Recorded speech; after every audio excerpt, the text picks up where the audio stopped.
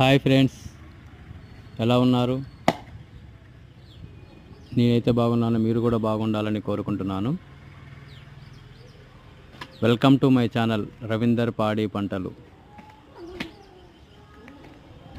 ఈ వీడియో ఏంటంటే ఘనజీవామృతం ఎలా తయారు చేస్తున్నాము అనేది మీకు వివరంగా ఈ వీడియోలో చెప్తాను. మేము ఒక వారం 10 రోజుల నుండి ఒక దగ్గర మనం చెట్టు కింద మేము ఈ ఆవు పేడ సేకరించడం జరిగింది. దాన్ని మొత్తం విడగొడుతున్నాము, ఇప్పుడు పలసగా చేస్తున్నాము. చెట్టు కింద ఘనజీవామృతం చెట్టు కింద నీడలో మాత్రమే చేయాలి. చెట్టు కింద అయినా సరే, షెడ్డులోనైనా సరే, ఏదైనా నీడలో మాత్రమే చేయాలి. ఎండకు చేస్తే అవి అందులో ఉన్న క్రిములు చనిపోతాయి. శ్రమించే వారితోటి మనం ఇదంతా మొత్తం పలసగా చేయించడం జరిగింది. ఇది చూడండి ఎలా చేస్తున్నాము. తర్వాత ఏం జరిగిందో నెక్స్ట్ పార్ట్ 2లో చూడండి. Okay friends, bye.